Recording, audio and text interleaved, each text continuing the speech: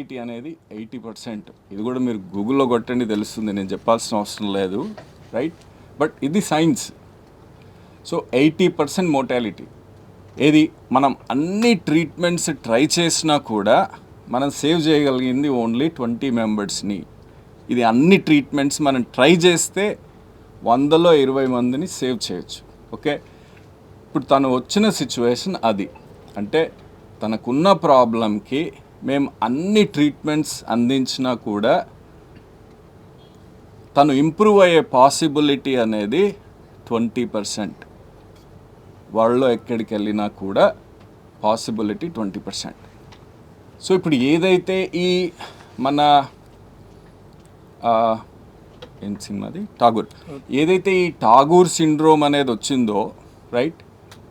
ఇప్పుడు ఈ ఠాగూర్ సిండ్రోమ్ అంటే ఒక చనిపోయిన పేషెంట్ని ట్రీట్ చేస్తున్నారనే చిత్రీకరణ ఏదైతే ఆ సినిమాలో జరిగిందో దాన్ని తీసుకొచ్చి దీనికి అన్వయించారు, రైట్?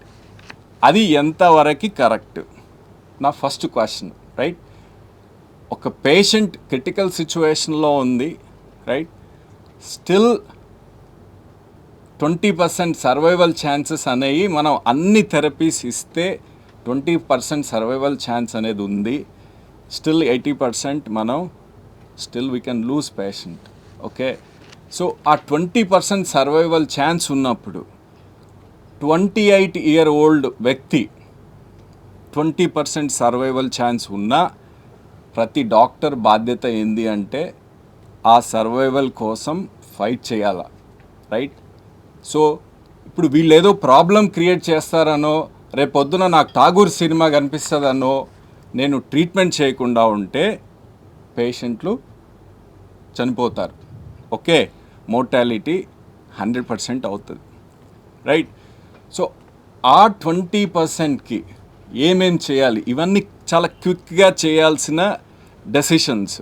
వీటికి టైం ఉండదు. నేను 24 గంటలు టైం ఇచ్చి 24 గంటల తర్వాత చేసేవి కాదు. ఆల్ దీస్ ట్రీట్మెంట్స్ అంటే ఒక 24 అవర్స్లో ఒక పేషెంట్ అంటే నార్మల్గా ఉన్న వ్యక్తి కంప్లీట్గా లైఫ్ థ్రెటనింగ్ సిచ్యువేషన్స్కి పోయినప్పుడు ఓన్లీ 24 అవర్స్, 28-year-old, రైట్? మనం ఇచ్చే ప్రతి ట్రీట్మెంట్ కూడా టైం సెన్సిటివ్. చాలా ఫాస్ట్గా డెసిషన్స్ చేసుకొని ట్రీట్ చేయాల్సి ఉంటుంది. డెసిషన్స్ ఫాస్ట్గా తీసుకొని ట్రీట్ చేయకపోతే స్లోగా వాళ్ళు మెటబాలిక్ కంప్లీట్ మల్టీ ఆర్గాన్ డిస్ఫంక్షన్లోకి వెళ్ళిపోతారు. ఆ తర్వాత మనం ఏం చేసినా కూడా మనం ఇంకా డిఫికల్ట్ అది, అంటే అది రివర్సిబుల్ పాయింట్కి వెళ్ళిపోతారు. సో ఆ టైం ఫ్రేమ్లో మనం చాలా డెసిషన్స్ తీసుకొని చేయాల్సి ఉంటుంది. ఇవన్నీ వాళ్ళకి కౌన్సిలింగ్లు చేయడం జరిగింది. అన్ని కౌన్సిలింగ్లు రికార్డింగ్లో కూడా ఉన్నాయి. సో వాళ్ళకి మనం థెరపీ ఆప్షన్స్ అన్నీ ఇవ్వడం జరిగింది. ఏంటి అంటే ఈ పర్మనెంట్ హెపాటిక్ ఫెయిల్యూర్ ఉన్నప్పుడు సో ఫస్ట్ వాళ్ళకి కొన్ని ప్లాస్మా ఎక్స్చేంజ్ అని చేస్తారు, రైట్? ఇంకోటి వాళ్ళకి అసోసియేటెడ్ రీనల్ డిస్ఫంక్షన్ ఉన్నప్పుడు రీనల్ రీప్లేస్మెంట్ థెరపీ అనేది చేస్తారు. సో ఇవన్నీ ఆప్షన్స్ వాళ్ళ ముందు ఉంచి సరే ఆ 20% సర్వైవల్ ఛాన్స్ ఏదైతే ఉందో దట్ 20-30% సర్వైవల్ ఛాన్స్, ఆమె 28-year-old కాబట్టి యంగ్ పేషెంట్స్లో ఇదే 80-year-old పేషెంట్ అయితే మేము కూడా అసలు ఎంకరేజ్ చేయము. ఓకే, సో 20-year-old 30-year-old ఇలాంటి సిచ్యువేషన్లో వచ్చినప్పుడు ప్రతి డాక్టర్ బాధ్యత ఏంది అని అంటే నీకు 20% సర్వైవల్ అనేది ఇట్స్ అ గుడ్ సర్వైవల్. 100 మందిలో 20 మందిని మనం బయటికి తీసుకురావచ్చు, రైట్? సో ఆ సర్వైవల్ కోసం మనం స్ట్రగుల్ చేయాల్సిందే. సో అవన్నీ మనం ఎక్స్ప్లెయిన్ చేసి వాళ్ళకి తర్వాత ట్రీట్మెంట్ అనేది ఇనిషియేట్ చేయడం జరిగింది, రైట్? సో ఆ ప్రాసెస్లో అంటే మీకు ఇంకా బ్రెయిన్ ఇంజురీ అనేది ఇంకా కంప్లీట్గా కన్ఫర్మ్ అవుతే, ఇంకా బ్రెయిన్ ఇంజూర్ అయిపోయింది, బ్రెయిన్ ఈజ్ ఇరివర్సిబుల్లీ డ్యామేజ్డ్ అని అనుకుంటే అప్పుడు we don't initiate any treatment. Okay, అప్పుడు తను హాస్పిటల్కి వచ్చిన ఇనీషియల్ ఫేజ్లో స్టిల్ ఎర్లీ ఎవిడెన్స్ ఉండింది, కంప్లీట్గా బ్రెయిన్ ఎడిమా ఇవన్నీ ఇంకా ఏం కనిపించలేదు. అందుకని మా critical care team, treating doctor, right, gastroenterologist and liver surgeon అందరూ డిస్కస్ చేసి అట్లీస్ట్ మనము 48 అవర్స్ ఈమెకి అన్ని ట్రీట్మెంట్స్ సపోర్ట్ చేస్తే ఆ 48 అవర్స్ సపోర్ట్ చేసిన తర్వాత కూడా ప్రోగ్రెస్ ఏమీ కనిపించకపోతే అండ్ ఇంకా ఫర్దర్గా డిటోరేట్ అయితే అప్పుడు మనము ఇంకా ఫర్దర్గా ఎస్కలేట్ చేయడం అనేది ట్రీట్మెంట్ అనవసరము. బట్ ఆ ఫస్ట్ 48 అవర్స్ కూడా ఏం సపోర్ట్ ఇవ్వకుండా వదిలేయడం అనేది కరెక్ట్ కాదు. ఎందుకంటే తను యంగ్ పేషెంట్, 28 year old, ఇంకేం జబ్బులు ముందు లేవు. కాబట్టి ఈ first 48 hours let us try everything, okay, to give us chance ఆమె ఇంప్రూవ్ అవ్వడానికి. మేము we work with science and logic, right? And ప్రతిదానికి నేను చెప్పే ప్రతి వర్డ్కి there is an evidence, okay?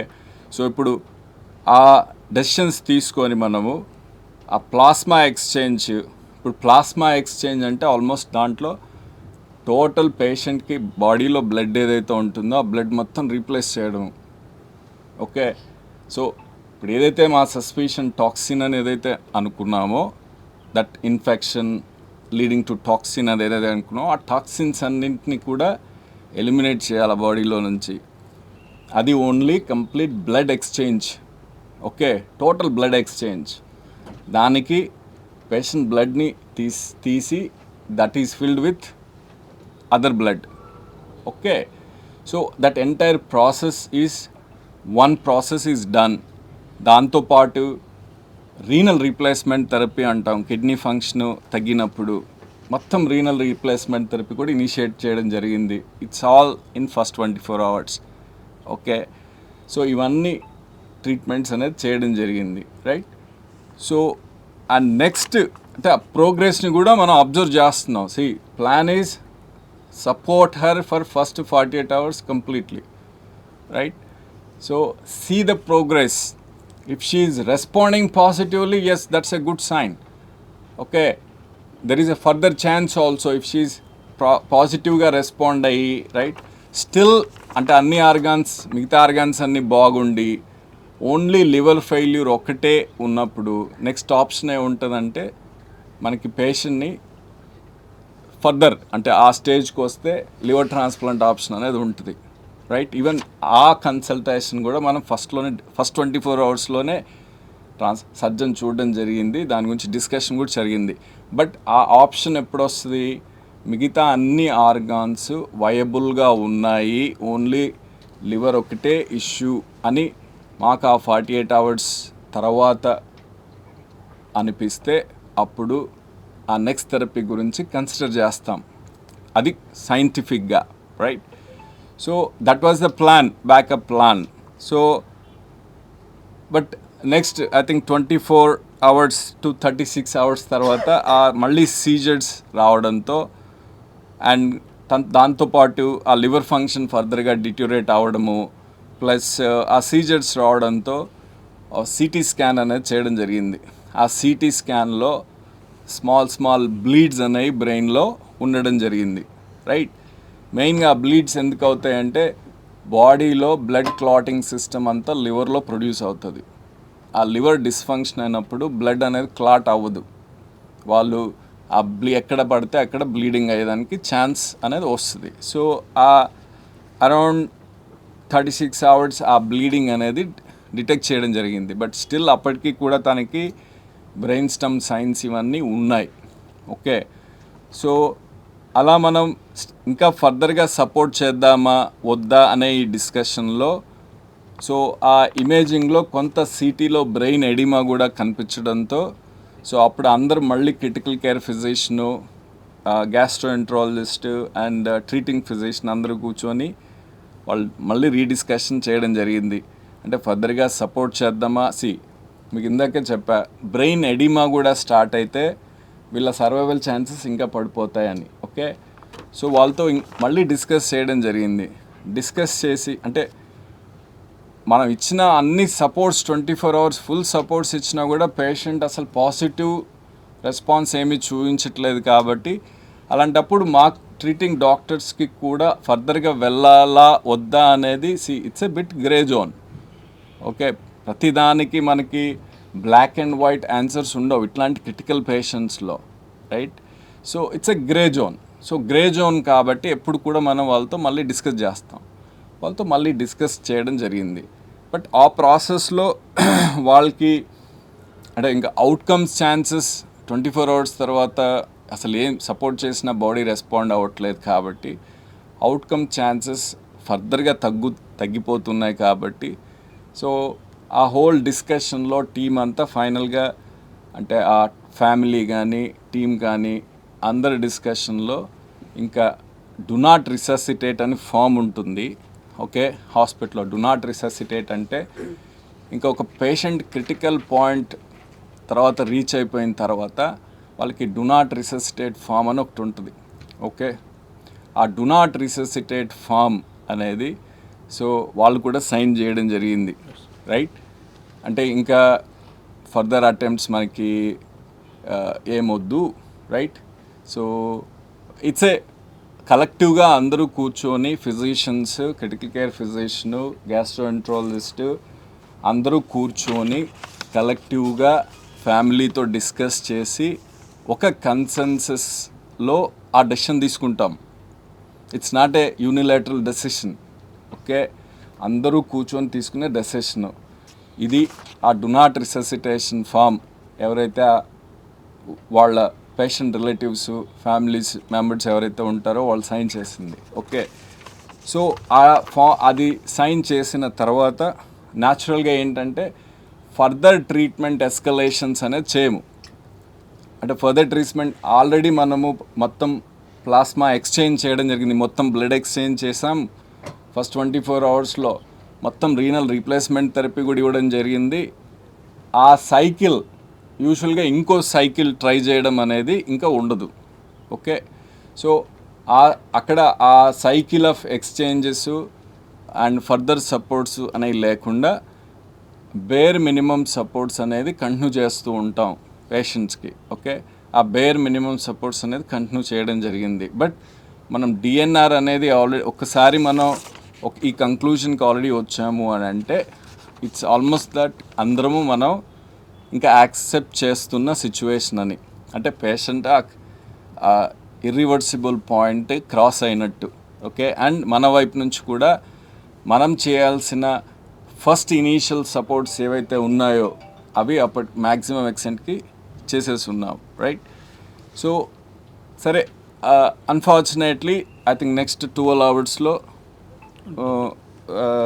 ఇది ఇన్సిడెంట్ అనేది జరిగింది. So that's okay.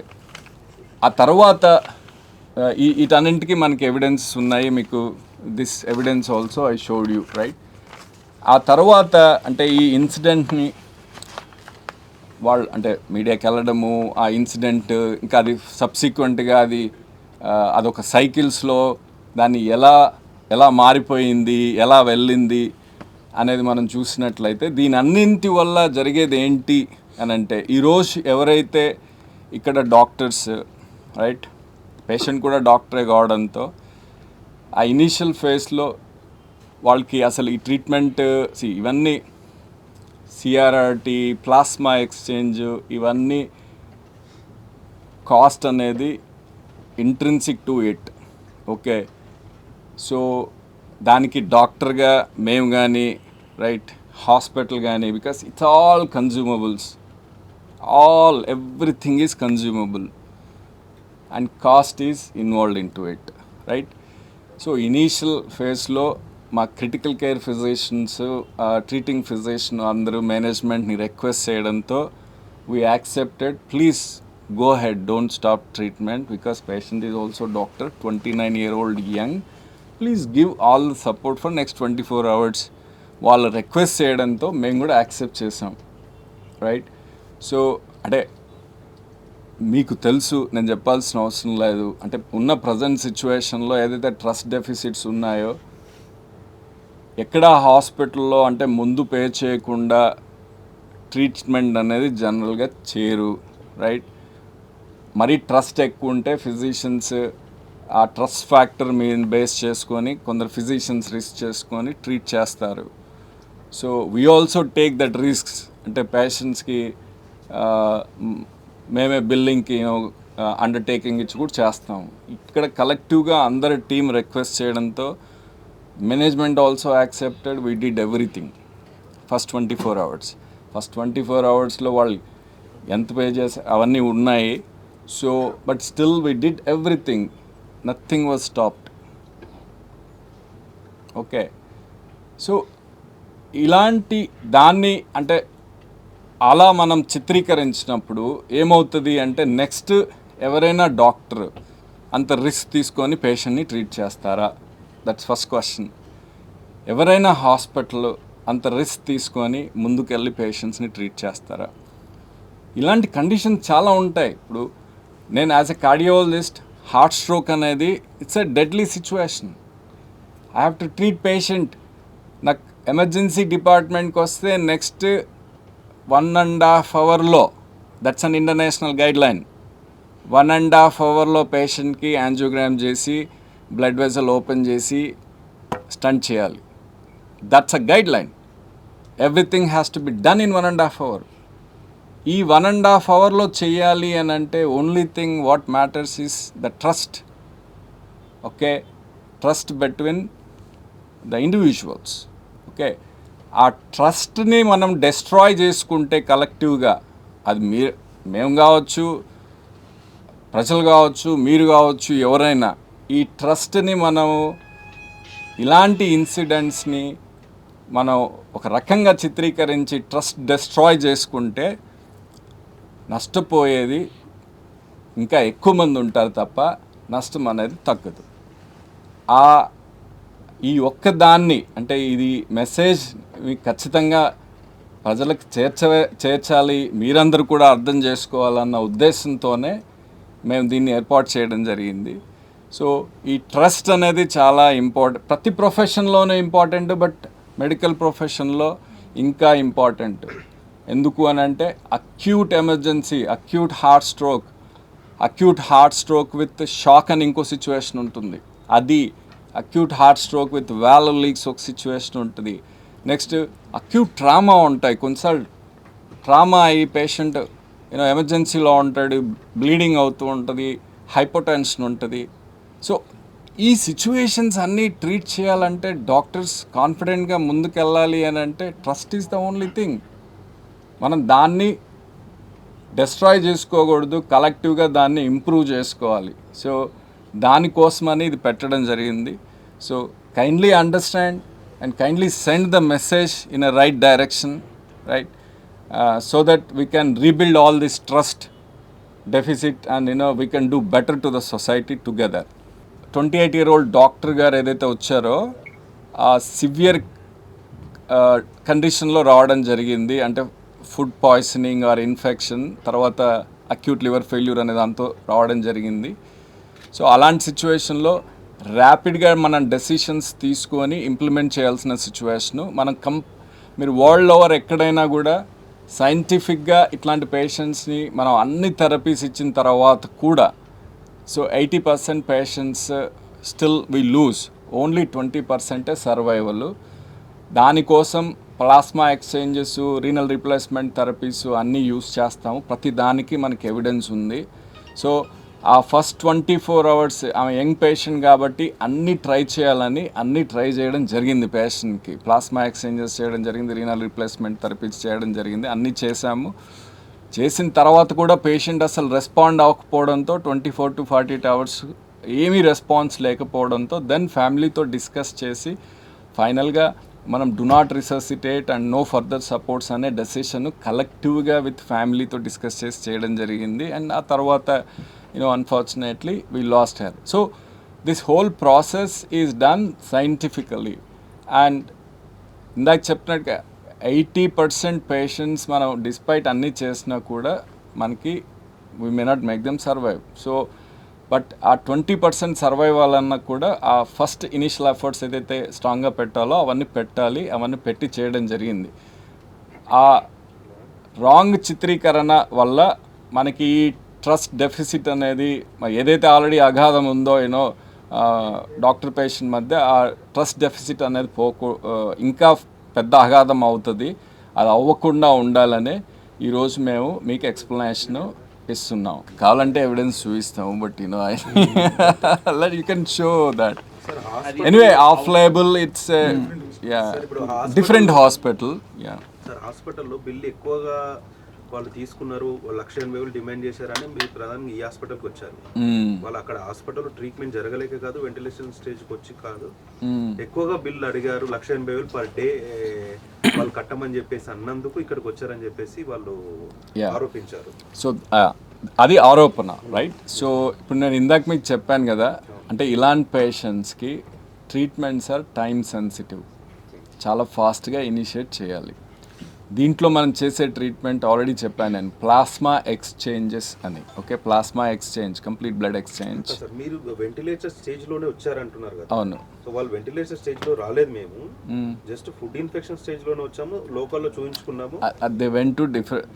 See, there are 3 stages here. First వాళ్ళు లోకల్గా ట్రీట్ చేసుకున్నారు. ఓకే, తర్వాత ఇంకో హాస్పిటల్కి వెళ్ళారు. There is a corporate hospital. Okay, I think it's Care hospital, right? I think there అప్పటికి వెళ్ళేపాటికి ఆమె లాక్టేట్స్ పెరిగిపోవడం, బ్రీతింగ్ ఇష్యూస్ అన్నీ ఉన్నాయి. Okay, whatever has to be done in emergency they did it. After that they came here. Okay, so అది ఇక్కడికి వచ్చిన తర్వాత ఇప్పుడు ఈ ప్లాస్మా ఎక్స్చేంజెస్ అయితే మీకు కాస్ట్, అంటే if you think about costing, so plasma exchanges అంటే హోల్ బ్లడ్ ఎక్స్చేంజ్ అండి. దానికి ఆల్మోస్ట్ 10 FFP వాడతారు minimum for 1 cycle. 10 fresh flows in plasma. Each FFP costs you around 3,000, something like that. Okay, మళ్ళీ దాని equipment ఏదైతే ఉంటుందో దాని ఫిల్టర్స్, మోటార్స్ అన్నీ ఉంటాయి. ప్లస్ CRRT అని ఉంటుంది, అంటే రీనల్ ఫంక్షన్ అంతా రీప్లేస్ చేయడానికి. That CRRT once you deploy on a patient, consumables itself is around 1 to 1.2 lakhs అండి. You can just go and check in market. It's consumables, tubings, motors, everything, right? So అంటే ఇట్లాంటి cost intensive treatments, మీరు ఇక్కడ చూడాల్సింది ఏంటంటే వాళ్ళు cost pay చేయకుండానే already hospital అనేది ఇనిషియేట్ చేసింది. నువ్వు పే చేసిన తర్వాత ఇనిషియేట్ చేస్తామని ఎక్కడ చెప్పడం జరగలా, రైట్? సో మా క్రిటికల్ కేర్ ఫిజిషియను, ఆ ట్రీటింగ్ ఫిజిషియను ప్రొయాక్టివ్గా మేనేజ్మెంట్ని కాల్ చేసి 28-year-old డాక్టర్ గారు, సో హెల్ప్ చేయాలి మనము అని వాళ్ళు రిక్వెస్ట్ చేయడం జరిగింది. రిక్వెస్ట్ని మనం యాక్సెప్ట్ చేయడం కూడా జరిగింది. నువ్వు పే చేస్తేనే చెయ్యి అని ఇక్కడ ఎవరు చెప్పలా. యాజమాన్యం కూడా కాల్ చేసిందంట సార్. యాక్చువల్లీ ఎవరికి? మీరు ఈ సమ్ అమౌంట్ ఉంది, పే చేస్తేనే మీకు ట్రీట్మెంట్ జరుగుతుందని కూడా మన యాజమాన్యం నుంచే ఫోన్ వచ్చిందని చెప్పేసి అన్నారు. ఇప్పుడు నేను మీకు ఉన్నది చూపిస్తున్నాను. Treatment is already given first 24 hours. They have not paid. We gave already treatment, right? తర్వాత మనం దాన్ని ఎలా చిత్రీకరించుకుంటాం దాని గురించి వదిలేయండి. Treatment is given for first 24 hours completely. All the consumables is used. Okay, please understand that prospectively. Retrospectiveగా ఎవరు ఎందుకు ఎలా చిత్రీకరిస్తున్నారో దాని గురించి నేను ఆన్సర్లు చెప్పాల్సిన అవసరం లేదు, దాని గురించి మాట్లాడడం కూడా అనవసరం, right? But this whole process ఒక పెద్ద ట్రస్ట్ డెఫిసిట్ని తీసుకొస్తే చాలామంది ఎమర్జెన్సీలో హాస్పిటల్కి వెళ్ళే వాళ్ళందరికీ కూడా ఇబ్బంది అవుతుంది. ఇప్పుడు రేపు పొద్దున ఇలాంటి పేషెంట్ ఇంకొకరు మా ఎమర్జెన్సీకి వస్తే ఇప్పుడు ఈ సిచ్యువేషన్ ఫేస్ చేసిన డాక్టర్ గారు ఆ పేషెంట్కి హెల్ప్ చేస్తారా?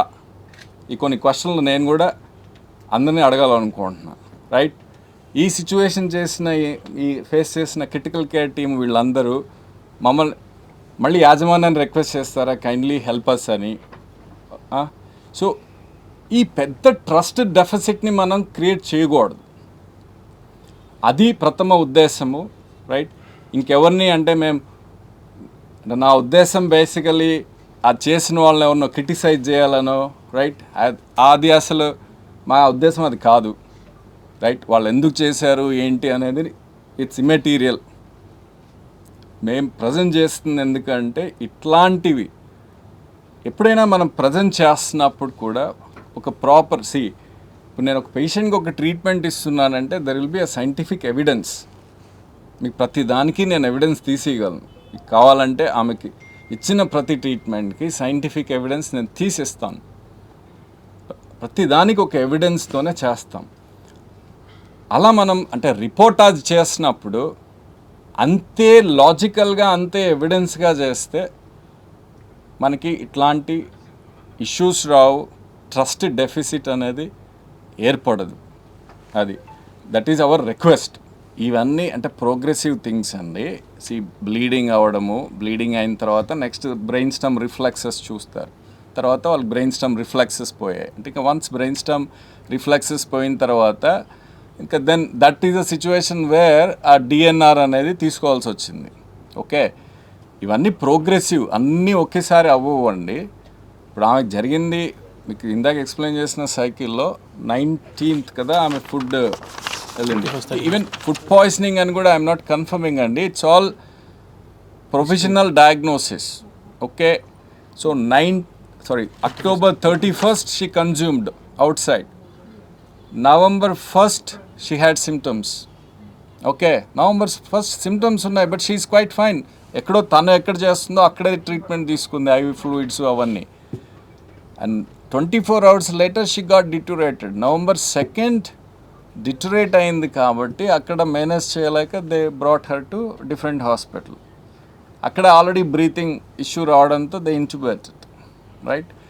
అండ్ నెక్స్ట్ మనకి ఇంకా లివర్ ఫంక్షన్ అబ్నార్మాలిటీ స్టార్ట్ అవ్వడము, నెక్స్ట్ ఇంకా సీజర్ స్టార్ట్ అవ్వడము, ఇవన్నీ వన్ ఆఫ్టర్ ద అదర్ వచ్చేస్తాయి, అన్నీ ఒకేసారి పడవు. సో స్లోలీ సీజర్స్ రావడము, నెక్స్ట్ బ్లీడింగ్ డిసార్డర్ రావడం అంటే బ్లడ్ క్లాట్ అవ్వకుండా పోవడము. సో రిజర్వ్స్ అన్నీ తగ్గడంతో ఒక్కొక్కటిగా స్టార్ట్ అయింది. Whole process in 3 days, 31st, 1st, 2nd and 3rd, right? It's just 3 days అండి, right? And third day morning I think we took a decision of DNR decision to the death incident. ఎన్ని hours? 10 hours, almost 10 hours. And 10 hours మనం ఏం ట్రీట్మెంట్లో escalate కూడా చేయలేదు, because already there is a consensus among the scientific community and patient attendants on how to go ahead. Like blood exchange ki, renal replacement therapy ki, see the whole cost is consumables and right. Sir, kani anta kattaledu sir, valla bill kuda kattaledu. Adi see that's a difference, that's what I am saying. Bill కడితేనే treat చేస్తాము అన్నది ఏదైతే వాదన ఉందో అది kindly understand. వాళ్ళేం అక్కడ bill ఏం కట్టలేదు అన్నీ, right. We initiated physician, critical care physician అంత సడన్గా డబ్బులు తేవాలంటే ఎవరికైనా కష్టమే అండి. ఓకే, మాకు తెలుసు, అది అందరికీ తెలుసు. They asked us, we want to initiate therapy. So 28-year-old, there is a system in the hospital, any treating physician can request. Okay, so she is a doctor, so kindly please give us, we'll go ahead. And we said you go ahead and all the treatments are given. ఇప్పుడు ఎన్ని issues అంటే ఇక్కడ మీ Tagore cinema ఏంటండి story అంటే చచ్చిపోయిన పేషెంట్ని treat చేసి నట్టు action చేసి డబ్బులు లాగారనేది. ఆ స్టోరీ ఏంటి? ఇప్పుడు ఇక్కడ మనం డిస్కస్ చేస్తున్న స్టోరీ ఏంటి? అసలు అనాలజీ ఎక్కడుంది, రైట్? అండ్ టుగెదర్ అందరం కలిసి ఏం చేస్తున్నావు? నెక్స్ట్ ఎమర్జెన్సీ పేషెంట్ ఎవరో హాస్పిటల్కి వచ్చినా ఏ డాక్టరు ఏ హాస్పిటల్ ట్రీట్ చేయకుండా చేద్దామా, రైట్? అండ్ మనం ఎన్ని అనుకున్నా ఇలాంటి ఎమర్జెన్సీ సిచ్యువేషన్స్లో trust is the only thing which plays 90% role in for a doctor to take a decision or even hospital to help patient, anything. Trust అనేది మెయిన్ థింగ్ అండి. దాన్ని బేస్ చేసుకునే స్టార్ట్ చేస్తారు ట్రీట్మెంట్.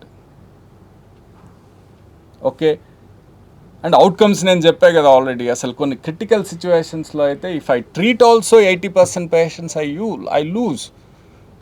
అట్లా అని చెప్పి నేను ఆ 20% కూడా సేవ్ చేయకుండా వదిలేద్దామా, రైట్? ఇంకొన్ని సినిమాల్లో కూడా చూపిస్తారు, యూ కెన్ ఆర్మీలో ఈ బ్యాటిల్స్ జరుగుతూ ఉన్నప్పుడు సోల్జర్ ఇంజూర్ అయ్యి అంటే చావు బతుకుల మధ్యలో ఉంటే వాడి ఫ్రెండ్ సోల్జరే ఉంటాడు, he will also shoot to kill him immediately.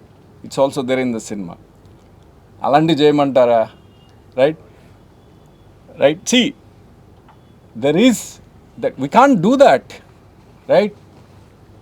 But ఆ క్షణంలో ఆ యుద్ధ భూమిలో అతను అది చేయడం అనేది ethically it may be correct. I don't know, but సినిమాలో చూపించాడు. అవన్నీ తీసుకొచ్చి మన రియల్ లైఫ్లో అన్వయించి అంటే ఒక అట్మాస్ఫియర్ని స్పాయిల్ చేసుకుంటే అందరం సఫర్ అవుతాం. మరిన్ని వీడియోస్ కోసం ఛానల్ ని సబ్స్క్రైబ్ చేయండి, లేటెస్ట్ అప్డేట్స్ కోసం వాట్సాప్ ఛానల్ ని ఫాలో చేయండి అండ్ లింక్ డిస్క్రిప్షన్ లో ఉంది.